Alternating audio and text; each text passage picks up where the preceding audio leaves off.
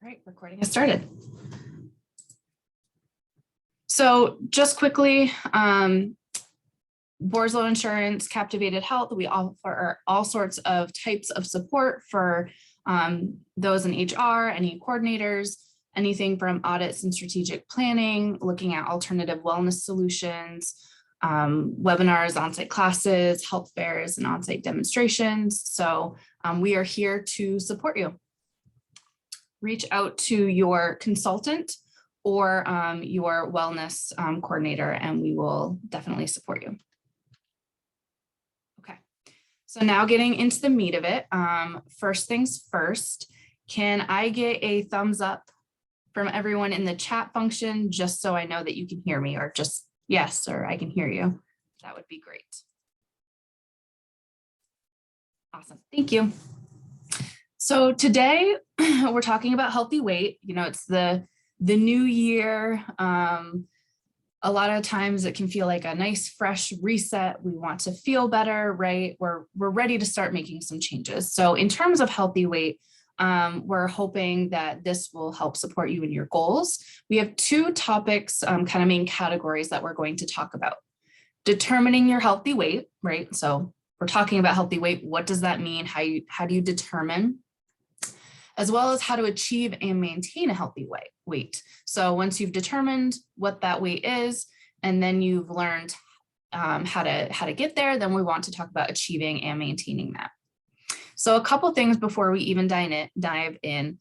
Weight is kind of a touchy subject, right?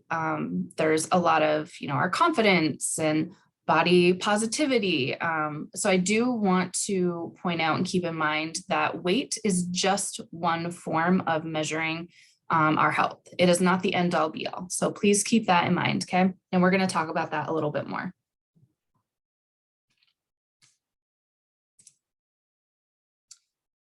So there are three ways that you can determine your healthy weight. So the three that we're going to talk about today are body mass index, or also known as BMI. I'm sure you've heard of these before. We're just going to be doing a refresher.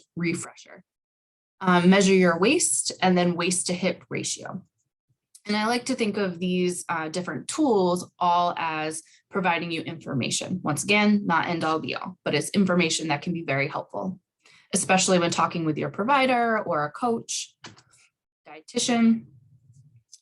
So the first thing is body mass index, BMI. I think this is the one that most of us are all familiar with.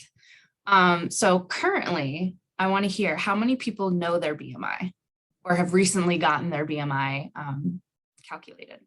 Go ahead and write in the chat box. Okay, I see some raised hands. Yep. Okay, awesome. I don't know mine. Yeah. And I think it's one of those things we can talk about. We might get the number at some point, but we're not constantly talking about it. So you might forget, but it's a good thing to know how to calculate. So just to kind of level set, it's a general screening tool. It does not measure body fat. And it's not meant to give any diagnosis. So once again, this is just information, important information, but information nonetheless. So a couple examples of how BMI can be inaccurate, and I'm sure we've all heard this, is that muscular people might have a high BMI without being obese, right? So it's that muscle mass is much more dense. So that's one example of how it can be inaccurate. And BMI can underestimate fat in people who have lost muscle. So just because a person is quote unquote skinny, right? It doesn't necessarily mean do they have a good muscle to fat ratio. So those are a couple reasons why we want to use BMI and have that as a way, as a discussion point, but it's not the end all be all. So how do we calculate your BMI? And these slides will be sent out. So if you feel free to take a picture with your phone, or you can look at the slides when we send it out. So you'll take your weight, and you can go ahead if you have the calculator out or calculator on your phone, you can do this along with us. So take your weight in pounds, okay? Multiply that by 703, okay? And then whatever that number is, you're going to divide by your height in inches squared. So your height squared. So we'll go through an example. Let's say you weigh 185 pounds and are 5'5". So that's 65 inches, okay? With those two pieces of information, you're going to take 185, that's how much you weigh, multiply that by 703, and that gives you the number, the 130,000 number, okay? Then you're going to take your height, 65 inches, square that, okay? And that's where we get the 4,000 number. And now you're going to take both of those numbers and you're going to take the 130,000 number or whatever your weight times 703 and divide it by your height in inches squared. And that's where you'll get your BMI number, okay? And they do say you want to round that up. Does that make sense? Just a yes or no? Okay, cool. So obesity in adults is defined as having a BMI of 30 or above, okay? Overweight is defined, and this is not the end all be all. I've met many really skinny people who are not healthy, and I've met people who are a little bit on the larger side who have very healthy habits and probably are healthier. So this is just one factor. So overweight is in the category of 25 to 29.9. Normal weight, 18.5 to 24.9, and underweight is if your BMI is under 18.5, okay?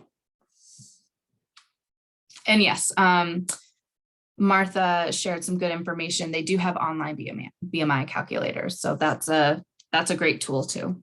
A little less calculations, having to do less math.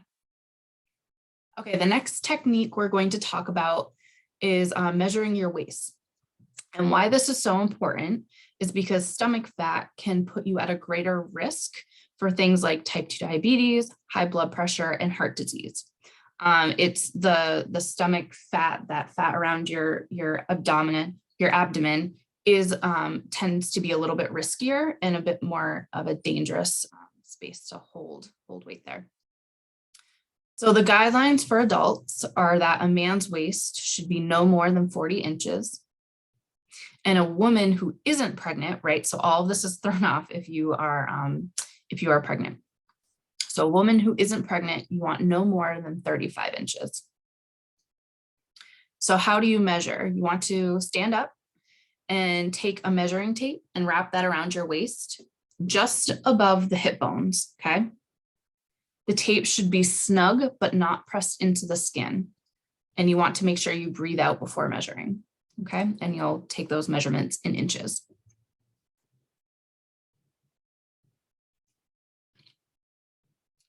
And then the third, but not the third way to do this is the waist to hip ratio. So doctors developed this tool based on the fact that inches around your hips compared to the inches around your waist can provide some important information. So the general guideline is that men want no more than 0.9 inches, the hip to waist ratio. So that's going to look more like an apple shape. And then women no more than 0.85, which tends to be more of a pear shape, because women tend to hold store more fat in their hips and their thighs, and men tend to store more fat in their waist area. So to calculate, you'll want to measure your waist at the thinnest part. So you take your measuring tape and wherever the thinnest part is, usually it's somewhere above your belly button, you'll measure that. And then you'll measure your hips at the widest part.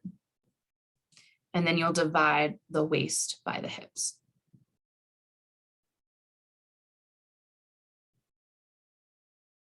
Hip bone. So your waist, your hips, that's going to be around kind of like your butt, probably like the very tops or not your thighs, but it might be where your hip bone is. It might be a little lower. So just the widest part.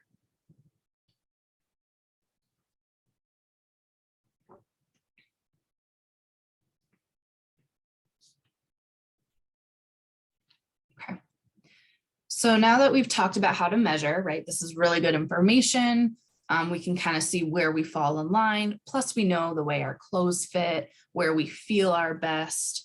So using all that information and taking that all into account, plus if you've had a recent, annual physical with your doctor, or if you have one coming up, this is all really great information to share. They do take your weight. And sometimes they will show you on the BMI chart because they take your height too. But this can be, especially if weight or is a concern of yours, great information to share. Okay. So now that we've calculated, we've got some tools, right, to check and see where we might fit into that healthy weight category. There are 4 areas that I'm going to focus on today to help you achieve and maintain a healthy weight, right? Because it's not just now you have this information, what do you do with it? And the 4 areas that we're going to talk about today are, and I'm sure no surprise here, you've heard it time and time again, but I find it's always good to go back to the basics, and there is no magic pill or no magic cure, right?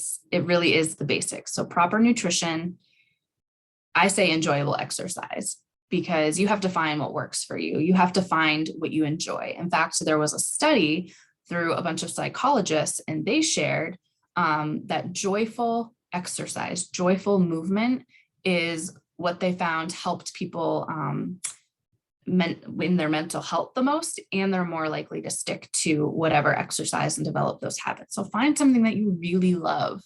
For me, I really enjoy dancing. So anytime I can fit dance in, I do that. So something that makes you smile. Energy balance. So managing the energy that we take in, the fuel in through food, and the energy output. So through everything our bodies do to keep us up and moving, from keeping our heart beating to breathing to eating, digesting, all of that, and adequate sleep.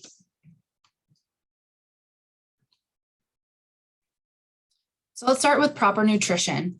A few things, and right, when it comes to nutrition, we're not looking at picture perfect. We don't want to look at none of this and all of this. We don't want to have any harsh kind of to-dos or anything like that. But we do want to focus on eating more fruits and vegetables, more produce, okay? Eating high quality proteins and fiber, limiting sugar. So it's not no sugar, but limiting it, and really enjoying when you do decide to have a sweet treat, and being mindful about portions, okay? Those are the keys. When it comes to nutrition, what would you say? And feel free to share in the chat box if you'd like, or simply to just kind of take a mental note. But what area, when it comes to proper nutrition, do you find that you really need to focus on? Which one of those 4 categories? Sugar.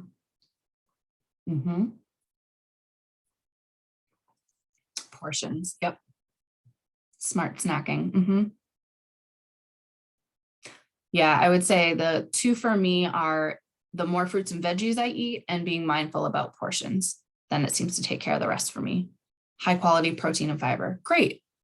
Yeah. So you don't have to make these huge drastic changes. Just think of how can you do that? So like for lunch, if you haven't had lunch already, or your next snack, how can you add kind of focus that area that you picked out? How can you infuse a little bit more of that? Can you add a fruit or vegetable, right? Can you reduce the amount of sugar? Can you have a smaller portion, if that makes sense? Can you add more high quality protein and fiber? Okay.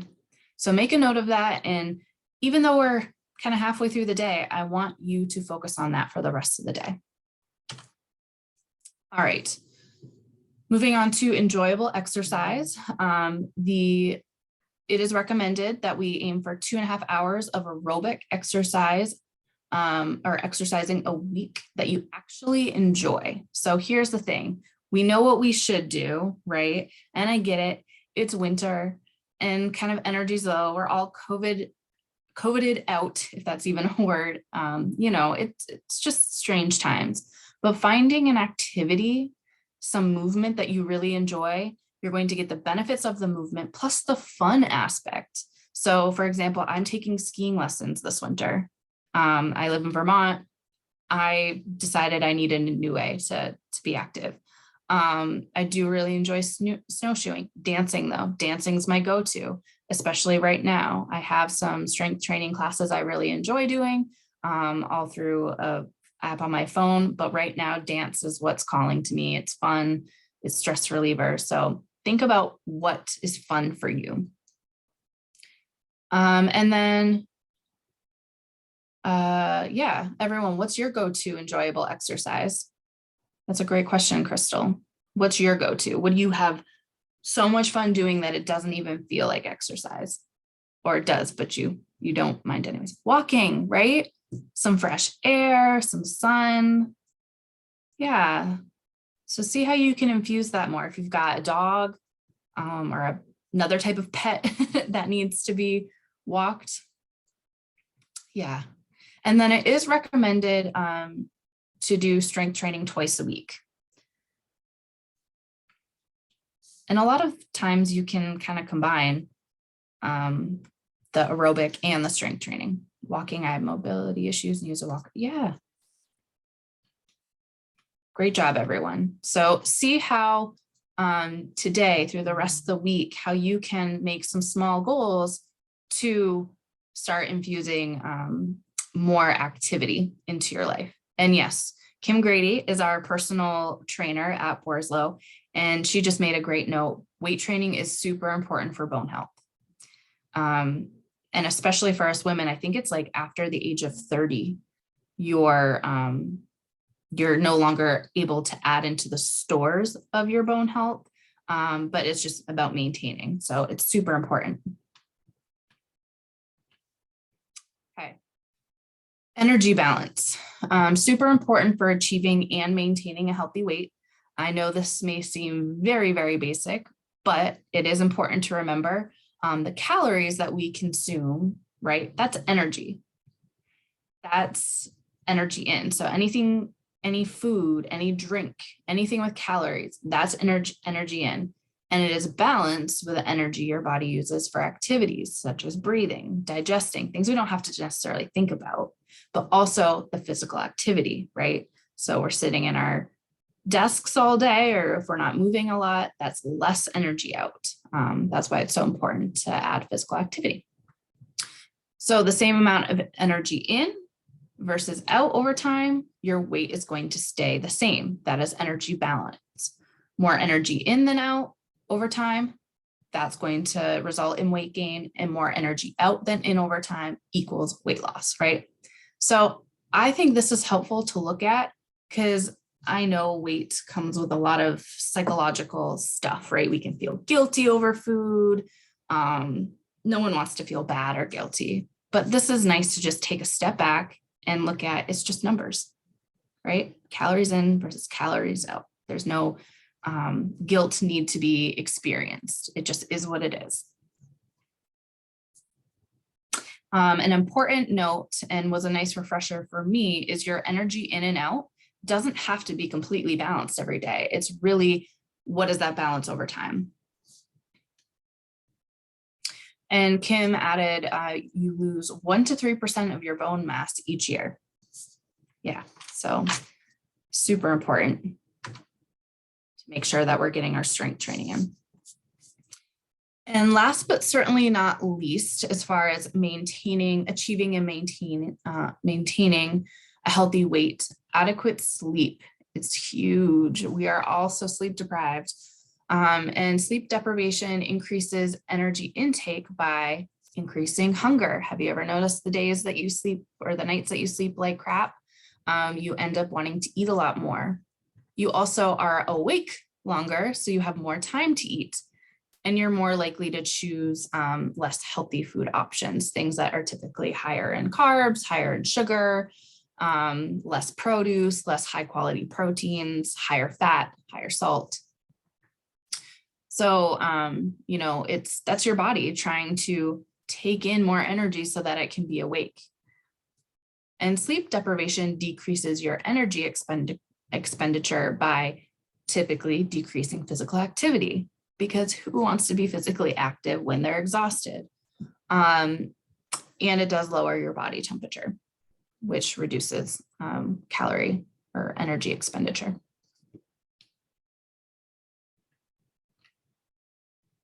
So what do we want to aim for? We want to aim for 7 hours a night. And this is when looking at your sleep hygiene can be really, really important. So what are you doing to wind down? What are you doing as far as technology before bed? Are you setting yourself up for a good night's rest? Good quality sleep is so important for both your physical and your mental health. So some things that you want to look into or at for getting a great night's sleep and adequate sleep night after night is to set a sleep schedule. So try to go to bed and wake up roughly around the same time. Follow a nightly routine. Do you read, or do you pray? Do you journal? Do you take a shower or bath before going to bed? What is something that you can do to kind of calm down before going to bed, allowing your body and your mind to know, oh, sleep, we're starting that routine. Cultivating healthy daily habits. So eating healthy, exercise, you know, keeping your alcohol intake to a healthy level. Optimizing your bedroom for sleep. So is it dark enough? Is the temperature okay? All things like that. Okay. So we are right at 1:30. I am happy to stay on if anyone has any questions, but the last thing I want to ask you is, what one activity or action item or piece of information are you really going to take away from today's conversation? What are you going to implement?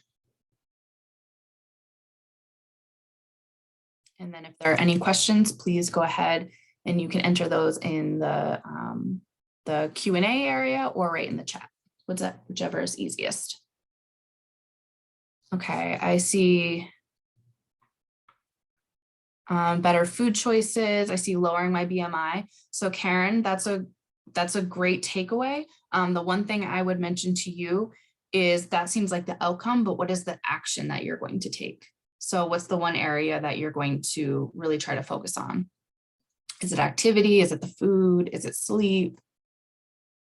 Checking my numbers to see where my starting point is. That's great. Eating better and more active, right? We could all benefit from that. Working on getting back into a good exercise routine. I'm right there with you, Cheryl.